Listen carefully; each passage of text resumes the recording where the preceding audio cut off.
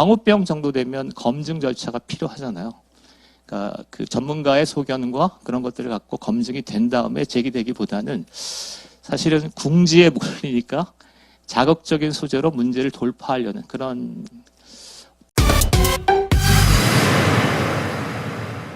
민경우 대한연대 대표의 광우병 투쟁 회고를 통한 야당의 후쿠시마 오염수 괴담 및 선동에 대한 실체를 알아보는 시간을 갖도록 하겠습니다.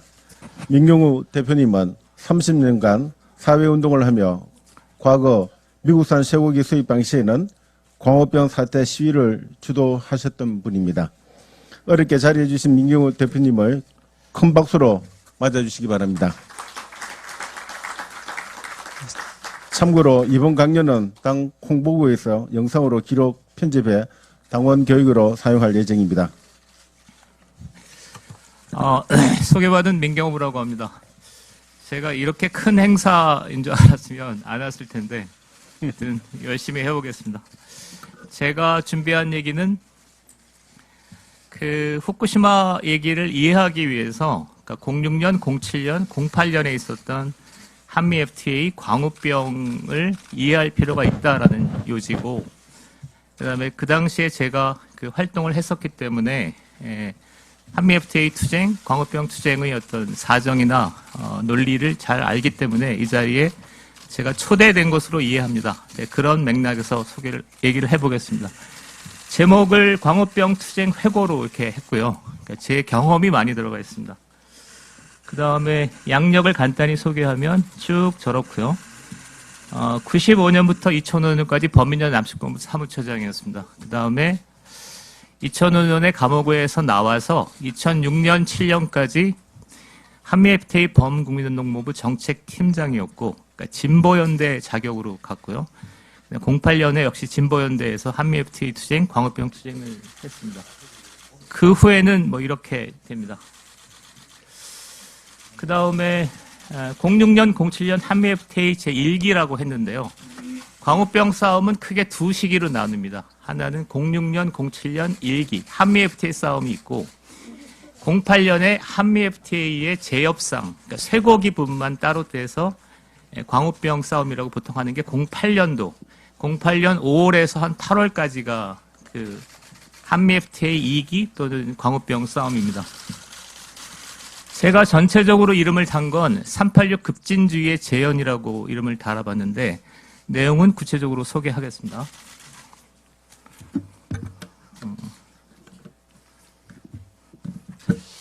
06년 시작돼서 07년 봄 정도에 노무현 정권 하에서 한미 FTA 협상이 진행되고 2007년 상반기에 타결되거든요. 그때 이제 진보연대랑 참여연대가 중심이 돼서 한미 FTA 범국민운동본부를 꾸리는데, 진보연대는 뭐 NL, 자주파 또는 주사파 조직들이 다 모인 거고요. 그 다음에 참여연대는 시민단체를 전체적으로 규합하고 있었습니다. 중요한 거는 참여연대 경실련 논쟁인데, 이 얘기를 하는 게 어떨까 싶긴 한데, 2000년대 초에 그러니까 시민운동이 논쟁을 벌입니다. 그래서 참여연대 계열은 좀 정치색을 강화하는 거고, 경실련은 시민단체의 본연의 역할을 하자라고 주장을 했었는데, 누가 이기냐면 참여연대가 이깁니다. 그래서 시민단체가 전체적으로 정치적 색채를 강화합니다. 그래서 참여연대가 그렇게 도니까 한미 FTA는 좀 반미적 성향을 상당히 띠고 있었는데, 진보연대랑 참여연대가 중심이 돼서 범국민운동본부를 꾸리는데, 이게 중요한 이유는 이렇게 진보연대, 참여연대가 중심이 된 이 범국민 투쟁이 최근까지 계속 이어집니다. 그러니까 2002년 효순이 미선이, 2004년 효순이 미선이 싸움, 04년 노무현 탄핵, 06년 한미 FTA, 08년 광우병, 14년 세월호, 그 다음에 16년 박근혜 탄핵까지 쭉 이어져 오는 팀워크입니다. 그 다음에 주사파 운동가들, 시민운동, 진보적 지식인, 농민 이렇게 참가했는데, 그 한미 FTA 범국본의 정책을 책임졌던 사람이 이혜영 교수예요. 이혜영 교수가 쓴 책이 있습니다. 낯선 식민지 한미 FTA라는 책인데, 한마디로 요약하면 한미 FTA가 되면 식민지가 된다는 겁니다. 그러니까 총 들고 칼 들고 이런 식민지는 아니더라도 서비스 산업, 지적재산권 이런 문제들이 제기가 되면 주권이 무력화되면서 식민지적 상황이 벌어진다는 겁니다. 그래서 구체적으로 책을 요약하면 한미 FTA가 가져다줄 여러 재앙적 효과 가운데 으뜸은 주권의 문제이다. 그러니까 무슨 관세 뭐 이런 문제가 아니라 그러니까 주권이 근본적으로 위협받는다. 그런 내용이었습니다. 그 다음에 모든 것의 결과는 결국 국가 주권적 정책 공간의 위축과 잠식으로 이어질 것이다. 그러니까 주권적 정책 공간의 잠식 이렇게 되어 있고요. 조국적 식민지 이렇게 되어 있습니다. 그러니까 이혜영 교수의 책을 소개를 드렸는데 이혜영 교수뿐만 아니라 대부분의 당시 지식인들이 대부분 이런 생각이었습니다. 만나서 얘기를 해보면 무슨 통상협정, 뭐 조세, 무슨 관세 이런 얘기 거의 없고 그러니까 한미 FTA가 되면 뭔가 한국은 낯선 식민지, 굉장히 위험한 상황으로 간다. 이런 얘기들이 주류였습니다. 그렇기 때문에 주사파 활동가, 시민운동, 진보적 지식인, 농민 이게 한꺼번에 모여서 한미 FTA 범국민운동 본부라는 걸 만들 수 있었습니다. 그 다음에 이거랑 맥을 같이 하는 게 기억하실지 모르겠지만 주한미군의 전략적 유연성 문제가 있습니다. 그러니까 주한미군의 전략적 유연성 문제가 제기되면서 평택 대출이 제주 강정마을, 뭐 용산 미군기지 이전 이런 것들이 쭉 있었어요. 이것도 그냥 한미 간의 군사적 문제가 넘어서 군사적 종속이다 이렇게 본 거고요. 그 다음에 한미 FTA가 있고 사실은 제일 코미디 같은 문제가 베네수엘라 차베스죠. 이게 운동권이나 운동권 언저리에 있었던 지식인들은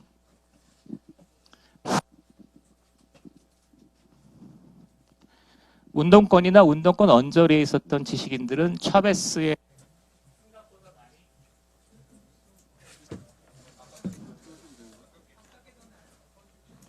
배터리 좀 바꾸고 가겠습니다.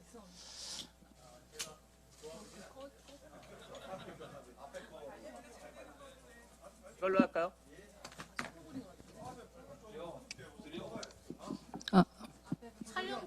촬영 중이어서 그렇습니다. 제가 제 생에 이렇게 많은 기자들 앞에서 얘기하기가 부담스러워서 마이크도 도와주지 않는 것 같습니다. 뭐 좀 괜찮으신가요? 예.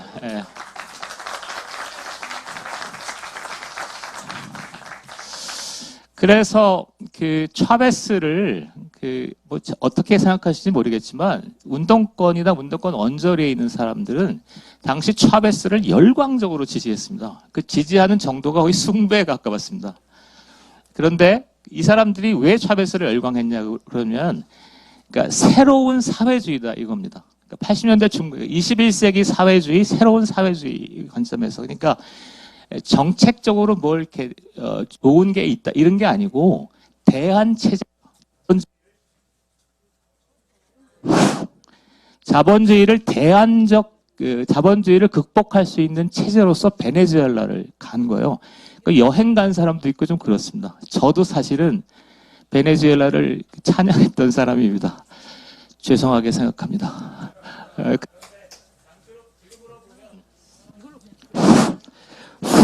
지금으로 보면 좀 코미디 같은 일이죠.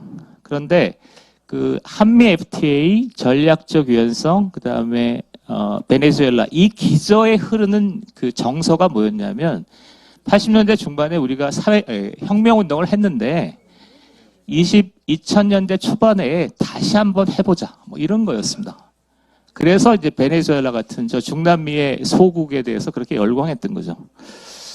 그래서 요약하자면 한미 FTA를 전체적으로 06년, 07년에 한미 FTA 등을 전체적으로 좌우했던 거는 그러니까 통상협정이 아니라 어떤 386 급진주의. 예. 원래 의원이 이렇게 마이크가 필요. 그렇게 해서. 네네. 제가 문제가 있었군요. 베네수엘라 차베스랑 연동해서 한미 FTA 이해하는 게 좋을 것 같습니다. 그 다음에 광우병 투쟁에 대한, 그다음 이게 없네요.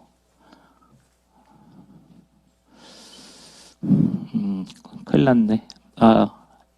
평가, 급진주의. 어제 빼먹었는데, 광우병 싸움을, 이건 빼먹었는데요. 그러니까 막상, 그러니까 제가 06년, 07년에 했던 역할은 성명서 쓰고, 보고서 작성하고, 그 다음에 TV 토론하고 이런 거였거든요. 근데 진행을 하다 보니까 좀 말이 안 되는 거예요. 그러니까 첫 번째 말이 안 되는 게 그 서울에서 대규모 집회를 조직하는데 서울에서 조직할 대중이 없었습니다. 서울에 있는 노동자들도 거리에 안 나오고요. 그래서 투쟁이 벌어지면 대부분 저 지방에 있는 농민들이 올라왔습니다. 농민들이 올라와서 농민들이 한 몇만 명이 올라와서 하룻밤 싸우고 하루 싸우고 가는데 그 도심지에서 농민들 싸움을 지켜보는 도시 인텔리들의 어떤 광경들을 보면 좀 싸늘했습니다. 그래서 이게 뭔가 잘못됐다 이렇게 생각을 했고, 두 번째는 이명박 정권과 노무현 정권의 차이가 컸습니다. 그러니까 노무현 정권 하니까 노무현 정권 하에서 진행되는 거니까 이거를 이제 노무현 정권의 정치적 부담을 준다고 판단해서 그러니까 대도시의 중산층들이 참여를 안 했고요. 그 다음에 결정적으로는 아까 한미 FTA가 되면 낯선 식민지가 된다. 그러니까 식민지가 된다는 이 주장이 도시민들, 도시 중산층이 볼 때는 좀 허황된 거죠. 사실은 2000년대 중반에 한국이 역동적인 통상국가로 발전하면서 세계 굴지의 산업국가 무역 대국이 되는 거잖아요. 그런데 그 상황에서 한미 FTA 포함국보는 낯선 식민지가 된다. 이렇게 주장을 해놓으니까 사실은 말이 안 된 겁니다. 그래서 저는 여기서 이제 두 가지 결론인데, 하나는 제가 좀 2008년, 9년을 경계로 해서 생각을 많이 바꾸는데요. 결정적인 게 이 한미 FTA 싸움이었습니다. 한미 FTA 한참 지나서 한미 FTA의 결과를 보여주는 보고서들을 보니까 한국한테도 유리하게 돼 있잖아요. 그런 거 있고, 그 다음에 광우병 쇠고기 문제죠. 몇 년 전인지는 기억을 할 수 없지만 몇 년 전에 그 광우병 미국산 쇠고기 수입이 지금은 3조 원이라고 하더라고요. 1조 원이라는 걸 봤어요.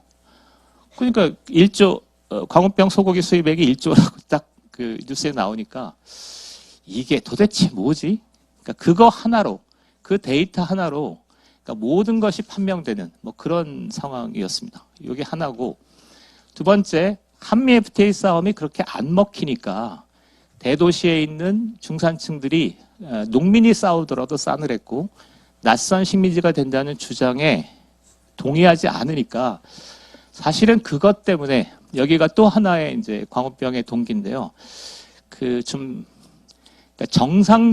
정상적으로 사람을 설득할 수 없을 때 자극적인 주제가 나오는 거잖아요. 그래서 광우병 문제가 이제 대두됩니다. 이거는 지금 기자분들이 굉장히 많으셔서 어떨지 모르겠지만 06년 4월경에 사실은 06년 4월이면 광우병 문제를 잘 알려져 있지 않았을 때예요. 그래서 저는 회의나 이럴 때는 광우병 토론을 안 했는데 이제 무엇을 봤냐면 이제 한미 FTA를 추진했던 일부에서 언론하고 얘기를 하더라고요. 언론하고 얘기를 해서 이제 06년 4월 달에 MBC PD 수첩이 등장을 한 거죠. 그거를 사실은 오래전 일이라 정확하게는 기억이 나지 않습니다. 그런데 그때 느꼈던 소감은 저렇게 광우병 문제가 제기되는구나, 이런 좀 강한 의구심을 좀 갖고 있었습니다. 그러니까 정상적인 회의석상에서 얘기가 되고 광우병 정도 되면 검증 절차가 필요하잖아요.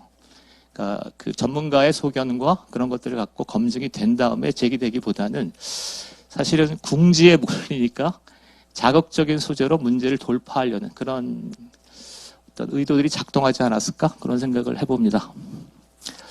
그 다음에 두 번째는 08년도 얘기인데요. 이거는 앞에 거는 먼저 기억해야 될 거는 우리는 지금 08년 5월에서 8월까지 있었던 시위를 광우병 시위로 기억하는데 사실은 제가 느꼈던 경험과는 좀 다릅니다. 그러니까 후에 알게 된 거지만 07년 12월 대선이 끝난 다음부터 이명박 탄핵, 이명박 퇴진 이런 얘기들이 무차별하게 제기되고 있었습니다. 그러니까 예를 들어서 제가 이 모임을 위해서 찾았는데요.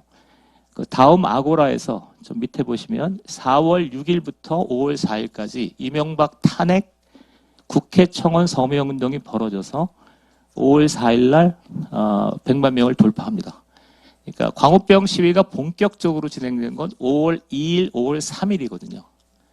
그러니까 광우병 시위가 벌어지기 전에 이미 이명박 탄핵 운동이 활성화되어 있었습니다. 그러니까 제가 얘기하고자 하는 요지 중에 하나는 그러니까 광우병 문제가 있어서 이명박, 이명박 퇴진 투쟁이 벌어진 게 아니고 이명박 퇴진 탄핵 투쟁이 먼저 있었고 그 분위기가 충만한 가운데 광우병이 얹힌 겁니다. 이게 08년 시위의 모습이고요. 08년 5월 2일 날, 그러니까 여고생들이 시위를 시작했습니다. 5월 3일 날 시위가 벌어지는데 저도 청계천 광장에 가서 그 모습을 지켜봤습니다. 지금 기억할 때 입시, 이명박 탄핵 뭐 이런 것들이 막 어우러진 상당히 무정부적인 싸움이었어요. 그런데 6월 달부터 이제 누가 가세하냐면 직장인들이 가세합니다. 386 그 직장인들이 가세하기 시작하면서 규모가 엄청나게 커지죠. 그래서 6월 10일 뭐 이럴 때가 되면 몇십만 명이 서울시청을 완전 장악하는데 저는 두 가지 점에서 강한 우려를 하고 있었습니다. 하나는 그 이명박 대통령이 집권한 지가 3개월밖에 안 됐기 때문에 이명박 퇴진이라는 구호는 좀 무리한 구호다. 자칫 잘못하면 역풍이 분다고 생각했습니다. 그래서 저는 시위 가서 집회를 말리고 다녔습니다. 자제 이러고 있었고요. 그다음에 두 번째는 05년부터 07년까지 얘기 그만하고 경제 선진화, 뭐 선도국가 뭐 이런 방향으로 가자라는 것에 386도 꽤 동의했었습니다. 그런데 08년 그 6월 달에 이렇게 시위가 커지니까 이런 민주 세력 진보 진영의 혁신, 뭐 새로운 재정립에 장애가 되지 않을까라고 생각하고 있었습니다. 그래서 두 가지 때문에 저는 6월 달에 광우병 시위에 대해서 좀 부정적이었습니다. 그런데 거리에 나가서 사람들하고 얘기를 해보면 전혀 그러니까 이명박 퇴진 탄핵에 주장하는데 대통령이 지금 집권한 지 3개월밖에 안 됐는데 탄핵이란 게 말이 되냐?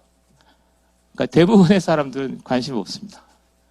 그냥 탄핵하면 탄핵하는 거지. 우리가 싫으면 탄핵하는 거지. 왜 탄핵해야 돼? 이런 그것에 대한 질문 자체를 불온시했고 또 하나는 이제 광우병이죠. 광우병 얘기를 물어보면 광우병에 대해서 어떻게 생각하냐? 미국산 쇠고기에 대해서 어떻게 생각하냐면 사실은 거리 대중은 별 관심 없습니다. 그냥 어떤 대중의 군중의 어떤 흐름에 의해서 그냥 쓸려가는 거예요. 저는 사실은 이게 좀 지금도 돌이켜보면 좀 무섭습니다. 그러니까 저는 운동권이었기 때문에 운동권은 그래도 조직적이고 체계적인 싸움을 하는데 그 당시에 몇십만 명에 걸치는 대중이 그냥 몰아 닥친 거예요. 그 좀 비약하자면 저는 프랑스 혁명의 그 자코뱅당이 할 때 그때의 어떤 광기 이런 비슷한 감정을 느끼기도 했습니다. 그러니까 민주주의가 촛불 민주주의가 나름 긍정적이지만 부정적이고 위험한 색채도 있다. 그리고 이 색채가 지금 현재 우리한테 계승되고 있다. 뭐 이런 얘기입니다. 그 다음에 7월 초가 되면, 그러니까 6월 달 내내 그냥 거리를 휩쌌기 때문에 그 대중적 피로감이 상당했고, 그래서 그리고 뭐 비무장 상태니까 경찰이 조금만 이렇게 통제를 해도 바로 무너지는 건데 7월 초에 무너졌죠. 그래서 제가 광우병 싸움을 전체적으로 요약하자면 저는 그 광우병 싸움이라는 것은 그러니까 훗날 우리가 13년 전에, 15년 전에 있었던 일을 그렇게 네이밍하는 거지. 그 당시 투쟁의 핵심은 그러니까 이명박 퇴진 탄핵이라고 생각합니다. 그리고 이명박 퇴진 탄핵의 기저에 깔려 있는 정서는 07년 그 이명박 탄핵을 주장했던 친구들이랑 나중에 이렇게 술도 먹어보고 이러보면 본질적으로 그 사람들의 마음 깊은 곳에 있는 거는 선거 불복입니다. 07년 대선을 이명박이 됐든 박근혜가 됐든 민주 세력이 집권하지 않으면 우리는 인정할 수 없다. 그게 기저에 깔려 있는 거라고 생각합니다. 그래서 선거 불복 이게 광우병과 후쿠시마에 흐르는 가장 강력한 정치적 동기라고 생각합니다. 과격한가요? 약간요? 제가 후쿠시마도 그렇습니다. 저는 광우병 그 1조 원, 3조 원 수입했을 때 최근에 광우병 문제 08년에 있었던 광우병 문제에 지금 관심이 있나요? 광우병은 이명박 퇴진 탄핵을 위한 순환이었던 거지 않습니까? 저는 후쿠시마도 그럴 거라고 생각합니다. 후쿠시마 1년 후가 되면 다 잊혀질 겁니다. 뭐만 남냐면 윤석열 탄핵 퇴진만 남겠죠. 자, 그래서 그렇고요. 그 다음에 이거는 당시 이명박 탄핵 서명 100만 명 돌파했던 그 다음에 어떤 기사를 제가 가져왔습니다. 그렇게 됐고요.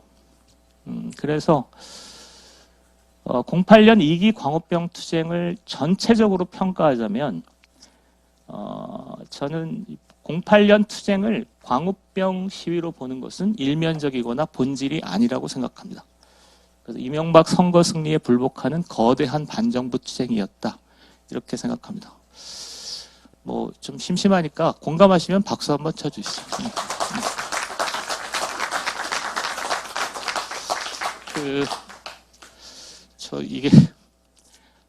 그 다음에 이거는 이제 중간에 제가 어느 정도 시간을 써도 되는 건지는 잘 모르겠는데 계속 할까요? 예.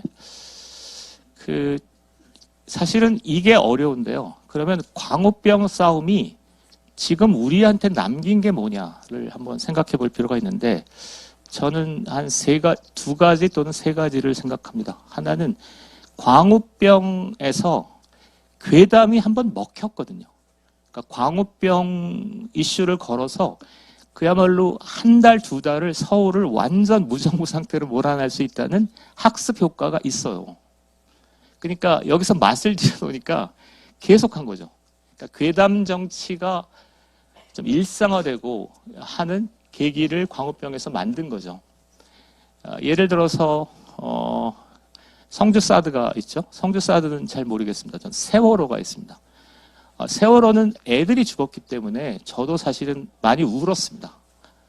그런데 어느새 뭐 이상한 기이한 소문이 돌았잖아요. 인신공양이 어쨌느니 뭐 7시간이 어쨌느니 저도 사실은 초반에 좀 넘어갔다가 이건 말이 안 된다고 생각했어요. 세월호 같은 그런 말도 안 되는 괴담이 어떻게 이렇게 퍼지지? 이런 생각이 들었고 그 다음에 개인적으로는 굉장히 좀 부끄러운 기억이 천안함입니다. 천안함이 저희는 이제 운동권이었기 때문에 습관적으로 이렇게 괴담, 조작 이렇게 생각하는 버릇이 있는데 천안함 민평기 하사 하사가 이렇게 지금도 눈물이 좀 나는데요. 할머니가 아주 정중하게 누가 저지른 겁니까? 그랬더니 그 이후의 과정은 얘기하지 않겠습니다. 하여튼 우리가 왜 이런 괴담 허위 사실에 의해서 이렇게 이런 고통을 겪는지 이해할 수 없고 그 다음에 네 번째는 후쿠시마죠. 후쿠시마는 저는 사실 잘 모릅니다. 생업에 바쁩니다. 지금도. 그런데 하도 문제가 되길래 한 보름 전에 원자핵 교수들하고 방송했던 거를 그냥 봤어요. 근데 저는 대한민국이 길러낸 서울대 원자력공학과 교수들, 카이스트 원자력공학과 교수를 신뢰합니다. 그들이 그렇게 얘기했다면 후쿠시마 오염수 문제는 없는 거죠. 그런데 왜 이렇게 난리가 나고 그다음에 제가 여기까지 와서 이런 얘기를 해야 되는 건지 이해할 수 없습니다. 저는 이번 기회에 그러니까 광우병에서 시작됐다고 보는데 광우병에서 시작된 괴담 정치를 이번 후쿠시마 오염수 문제를 가지고 끝장내기를 제안합니다.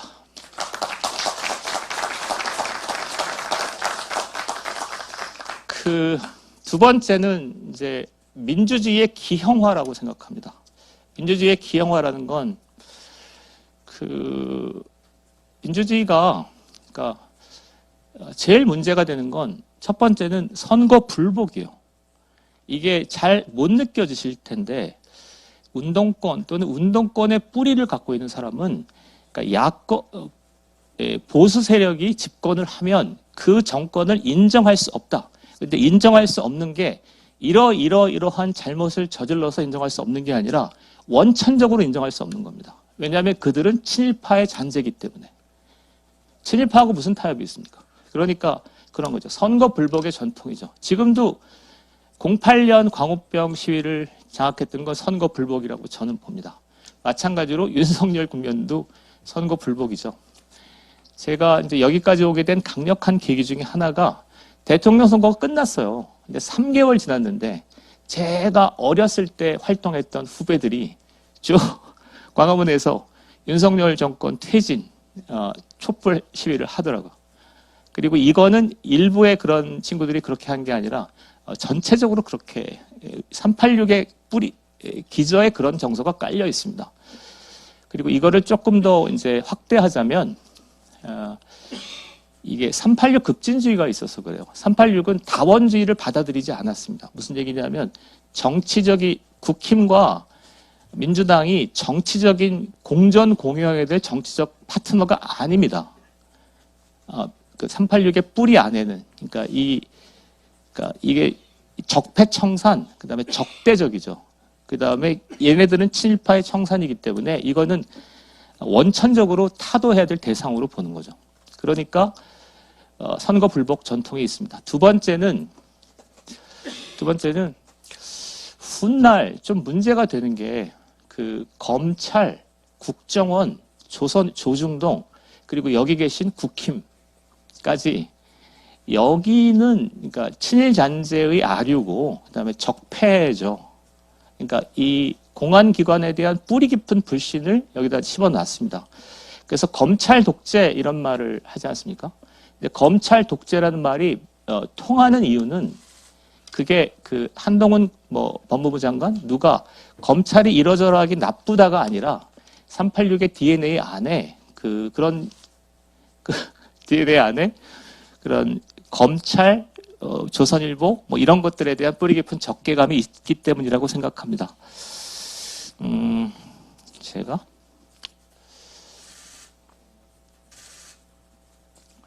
일단 이것만 하고 386 급진주의 얘기인데요. 그러니까 제가 이제 여기 한다니까 언론에서 왜 그렇게 괴담 정치에 넘어가냐라는 질문을 많이 하셨는데 두 가지를 소개합니다. 하나는 정치관 권력관인데요. 아까 얘기했지만 다원주의라는 전통이 없습니다. 그러니까 국힘도 하나의 정치 세력이고 민주당도 정치 세력이라고 보기보다는 그러니까 적폐, 청산, 친일파 이런 파트너로 봤기 때문에 청산 대상인 거죠. 그 다음에 진리관인데요. 이게 마르크스주의 얘기를 지금도 해야 되는 게 좀 그렇긴 한데요. 마르크스주의적 진리관을 그대로 갖고 있습니다. 마르크스적 진리관은 노동자 계급의 사상이 있고 자본가 계급의 사상이 따로 있는 겁니다. 그러니까 가령 원자 핵 전문가들의 생각들을 믿지 못하는 것은 그들은 자본가 계급 사상에 포획되어 있기 때문에 그렇습니다.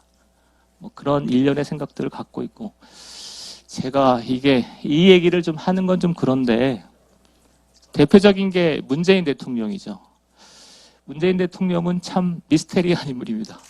그러니까 너무 제가 옛날 추억을 많이 떠올리게 하시는 분입니다. 그러니까 80년대 꼬맹이 때 봤던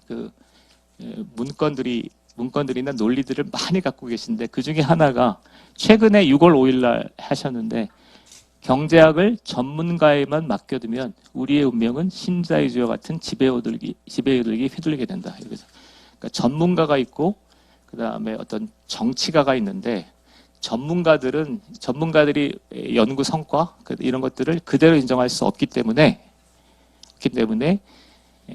전문가가 정치가가 그 전문가를 통제해야 된다. 뭐 그런 얘기입니다. 자, 그다음에 마지막으로 정리하고 저는 넘어가겠습니다. 후쿠시마 오염수 사안에 대한 이제 그 함의를 소개한다면 양자 모두 선거 불복을 골자로 한 반정부 투쟁이라고 생각합니다. 오염수 문제를 얘기해야 되지만 오염수 문제에 집중하는 것은 본질을 흐릴 거다라고 생각하고요.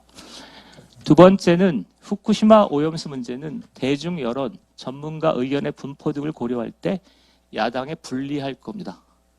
저는 뭐 제3자 거리에서 또는 생업에 종사하면서 하는 거기 때문에 제가 맞을 겁니다. 그리고 제가 30년 데모 인생에서 이 정도는 감각적으로 느낄 수 있습니다. 그래서 이거는 이길 건데 그 다음이 문제일 수 있습니다. 이거는 기본적으로 정치 게임이기 때문에 총선에서 국힘이 어떤 성과를 얻을 것인가는 좀 다른 문제겠죠. 그거는 제 영역이 아니기 때문에 그냥 넘어가겠습니다. 자, 마지막으로 귀중한 자리에 나왔기 때문에 제 바램을 그냥 적어봤습니다. 후쿠시마 오염수 문제는 민주당이 이기기 어려울 것입니다. 다양한 사람들이 여러 곳에서 분투하고 있습니다. 용기와 자신감을 가지고 싸우시길 바랍니다. 386 세대의 일원인 저 또한 정의와 진리를 실현하는 길에서 힘 닿는 만큼 노력하겠습니다. 자, 이상 마치겠습니다. 네, 박수 부탁드리겠습니다. 다음은 강연에 대한 질의응답 시간입니다. 혹시 질문이 있으시면 손을 들어주시기 바랍니다. 질문 워낙 강의를 잘 해주셔가지고 예, 한번 하실래요? 예. 마이크 뒤에 갑니다. 예, 앞에서 이제 대한민국 운동권의 그 역사를 잘 말씀해 주셔서 저에게도 큰 도움이 됐습니다. 근데 제가 좀 궁금한 것은 그 괴담이 이제 만들어지기까지 뭐 여러 과정들이 있겠습니다만 뭐 실질적으로 이제 참여하는 그 집단 중에는 다양한 사람들이 있을 것 같습니다. 근데 특히 그 괴담을 만들어내는 데 있어가지고 북한하고 연결된 그런 부분은 없는지, 뭐 최근에도 여러 이제 간첩단 사건들도 있고, 솔직히 말씀드리면 뭐 참 우리 안보가 불안한 이제 항상 그런 상황을 볼 수가 있는데, 혹시나 뭐 북한에서의 그런 지령이라든가 그것이 이제 그 뭐랄까 대중을 선동해가는 그 힘으로 되어가지고 그런 세력들이 큰 사건마다 그 뒤에 배후로 있었는지 사실은 좀 궁금합니다. 이제 혹시나 답변해 주실 수 있으신 부분이시면 해주시면 감사하겠습니다. 그러니까 북한 연계설인데요. 첫 번째는 북한은 지금 투 트랙으로 하는 걸로 보입니다. 그러니까 가장 기본적인 관심사는 민주노동당, 통합진보당, 경기동부로 이어지는 요 그룹입니다. 요 그룹은 지령을 계속 내리고 그게 나름 효과적으로 작동했는데 지금은 좀 어렵게 됐죠. 그 다음에 탄핵, 그 다음에 후쿠시마 이런 쪽에는 지령을 내리기는 해요. 그러니까 뭔가 이렇게 얘기를 하는데 그게 남쪽에서 잘 먹히지는 않습니다.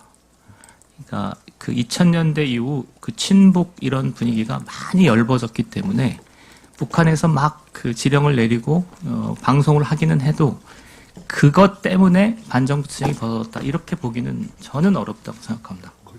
그 정도가 그런 정도는 이제 이미 대한민국이 차단했죠. 그러니까 경기동부 이석기 그룹을 차단한 것으로 인해서 북한의 개입 통로는 결정적으로 와해됐다 이렇게 생각합니다. 네, 또 다른 질문이 있으신지요? 그러면 질문을 마치도록 하겠습니다. 큰 박수로 부탁드리겠습니다. 예. 누구 혹시 질문? 이영호 의원 질문 안 하시? 배현진 의원님 질문하실입니까? 마이크 좀 부탁드릴까요? 마이크 드리겠습니다. 예, 송파을 배현진입니다. 이 질문을 드려도 되는지는 모르겠는데, 아까 그 문재인 대통령을 보셨을 때, 주니어 시절에 학교에서 들었던 이야기, 공부했던 이야기가 좀 상기된다고 하셔서, 얼마 전에 5년간의 성취가 무너져서 굉장히 허망하다 이런 말씀을 하셨는데, 저희는 각자 나름대로 아마 각자의 텍스트로 좀 이해를 했을 것 같습니다. 그 기사를 보셨을 때 어떤 생각을 하셨는지, 좀 궁금합니다, 개인적으로. 그게 저는 이제 사실은 그러니까 08년, 09년이 민주 세력한테 중요한 전기였다고 생각해요. 08년 광우병, 09년 노무현 대통령 사망. 근데 이때를 계기로 민주당이나 민주 세력이 그러니까 현대적인 정당으로 정치 세력으로 거듭나야 되는데 그 기회가 꺾였다고 생각해요. 그리고 그때 저도 이제 그렇게 가자라고 노력했던 사람으로 굉장히 좌절했었거든요. 그런데 그 이후 나서 촛불 있고 탄핵 있고 막 이러면서 문재인 정권이 들어서고 이재명 정권이 들어섰는데 이 정치 세력은 뭐냐면 그 과거 운동권 잔재를 너무 많이 갖고 있습니다. 그래서 용어도 그렇습니다. 용어 자체. 그러니까 용어가 내가 옛날에 썼던 용어들을 많이 써요. 그리고 그 논리도 그렇고. 그래서 이거는 뭐 나중에 자세히 얘기할 수 있겠는데 그래서 08년, 09년에 이게 한번 민주당의 혁신이 깨지면서 그 어떤 분위기 속에서 그 촛불이라는 분위기 속에서 운동권의 잔재를 아주 많이 갖고 있는 문재인 정권이 들어선 것으로 저는 이해합니다. 그래서 문재인 정권이 들어섰을 때 저는 강하게 저항했던 게 그것 때문에 그렇습니다. 2016년에 과거 운동권의 잔재를 갖고 있는 정치 세력이 있다는 것은 좀 받아들이기 좀 어려웠습니다. 특히 친일 잔재 뭐 이런 거. 반일 민족주의를 조장하거나 그 다음에 뭐 그런 것들이 그랬습니다. 네, 그래서 뭐 네. 네, 나중에 예. 최재형 선생님. 네. 예. 최재형 의원님, 네, 질의 마이크 좀 부탁드리겠습니다.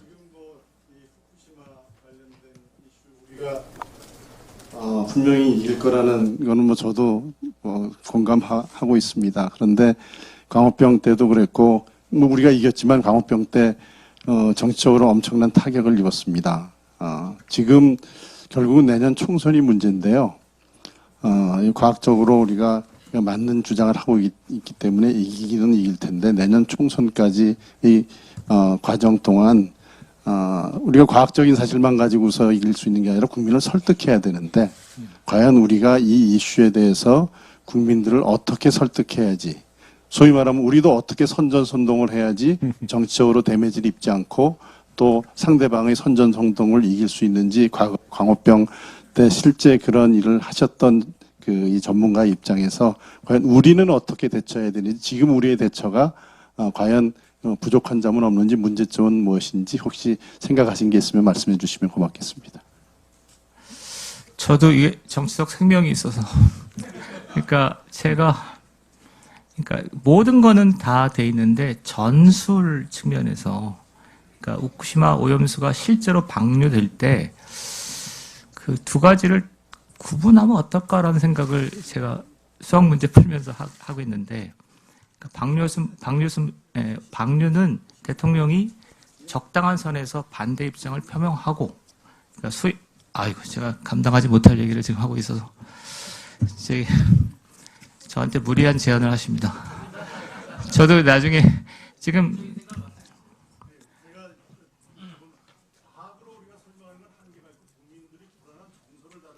예, 그렇습니다. 예. 살려주십시오. 제가 거기까지 확실히 제가 이제 이게 한번 된통 당한 적이 있어요. 30년 동안. 그게 뭐냐면은 지금 말씀하신 그거거든요. 그러니까 과학은 다 된 것다고 보는데 정서에서 그러니까 국민들의 정서를 갖고 이제 저는 좀 함정을 회원들하고 함정을 파고 기다리자. 그러니까 쟤네들이 좀 무리하는 거를 하고 있거든요. 그래서 적절한 때 무리수를 이렇게 자꾸 유발시켜서 딱 하는 그런 형태가 어떨까 싶었습니다. 질문이 너무 네. 고난도라 안 됩니다. 제가 네. 할 수 있는 질문이 아닙니다. 그 질문에 대한 그럼 또 혹시 다른 예 마이크 예 정경현님 예. 네, 광우병 소고기 문제든 후쿠시마 오염수 문제든 다 큰 틀에서 이제 대선 불복 차원에서의 정치 투쟁이었다라는 어떤 큰 틀에서의 관점을 말씀해 주셔서 대단히 감사합니다. 그런데 그 2008년 6월에 그 광우병 소고기 집회가 한창 고조에 이르렀을 때 아까 자발적인 그 무슨 넥타이 부대며 뭐 그런 식으로 말씀하셨는데 저희가 그때 볼 때는 여중생들도 상당히 많이 나왔었고요. 유모차 부대도 나왔고 예. 굉장히 조직적으로 동원된 거 아니었나 하는 그런 체계적으로 누군가에 의해서 동원된 거 아닌가 하는 의심을 갖고 있는데 그 점에 대해서 어떻게 생각하고 계시는지 하나 말씀해 주시고요. 또 하나는 이제 이게 결국은 대선 불복을 하는 사람들의 얘기는 민주당이야말로 민주 세력이고 이명박 박근혜는 다 무조건 반민주 세력이다라고 해서 이제 대선 불복을 한다는 거 아니에요? 그러면 우리가 이제 내년 총선도 그렇고 앞으로의 뭐 대선도 그렇고 일단 급한 것이 내년 총선인데 이 민주 세력이 집권하지 않으면 무조건 불복한다라는 그런 네. 틀을 깨려면은 그 활동가 입장에서 어떤 방식으로 우리가 접근하면 좋을지 그것에 대해서도 말씀해 주시면 감사하겠습니다. 네 마지막 질문이 되겠습니다. 예, 제가 감당하기 어려운 질문들이 계속 나오기 때문에, 그러니까 맞습니다. 그러니까 지금 저는 두 개로 구분됐는데요. 그러니까 전통 08년에 조직화된 대중운동, 그러니까 참여연대, 진보연대 여기가 왁구를 짰어요. 그러니까 광우병 국민대책위원회, 그다음에 집회를 전체적으로 관할하고, 그다음에 기본 대우를 만들고, 요까지가 저희들 역할인데 5월 달이 되니까 상상할 수 어려운 군중들이 몰려 나왔는데 그게 지금 얘기했던 건 온라인 커뮤니티에서 주부들이 조직되고 고등학생들이 조직되고 그다음에 386 직장인들이 그냥 자기들끼리 조직되고 이런 거예요. 그리고 지금 이게 어디까지 왔냐면은 지금 개딸, 문바 뭐 이렇게까지 온 거죠. 그래서 그거를 조직화된 건데 그 조직화는 그러니까 자발적 조직화라고 이제 우리가 분류하는 거죠. 그래서 전통적인 대중운동하고 좀 달랐습니다. 그리고 그리고 두 번째는 탄핵, 제가 볼 땐 후쿠시마 오염수의 운명을 가를 거는 총선이겠죠. 총선에서 이기셔야 됩니다. 그리고 이기려면 이것도 제가 감당할 수 있는